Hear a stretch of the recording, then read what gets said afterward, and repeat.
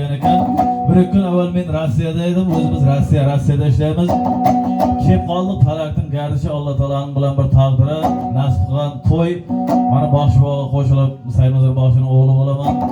Qolaversa mana O'zbekistondan Surxondaryodan Asliddin Boshi, Ro'ziqul Boshi akamiz keldi. Shular qatoridan ozgina navbat berdi. Jalab bir chekkada navbatni oldik. Qo'ldan kelgancha aytamiz. Qo'limiz do'mbiradan chiqib ketgan, ovozimiz sozdan chiqib ketgan. Shunday bo'lsa ham bir maydan aytib beramiz. Qo'ng'iroqning bolasi boshliqni bilmaydi demangizlar bari. Hammaga yaxshi kayfiyat tilaymiz. Qur'on Hoji bobomizga to'ylar muborak bo'lsin deymiz. 2 yosh qo'sha qarisin, uyiga Xo'ja Xodir alayhisalom dorisin. Boshchining aytgan so'zi yeli yurtqa porisin. Nima deymiz, nasib bo'lsa 2 yosh qo'sha qarisin. 2 yoshga Xudoyim taolo 10 ta qiz bersin, 10 ta o'g'il bersin.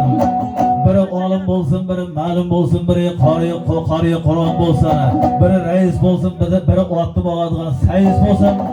Zamonning davrning talabi Rossiyaga borganda bir gap bilan ta'sirlik bo'lsin deymiz. Nima deymiz? Hammaga yaxshi kayfiyat, bir maydan qo'shiq aytamiz.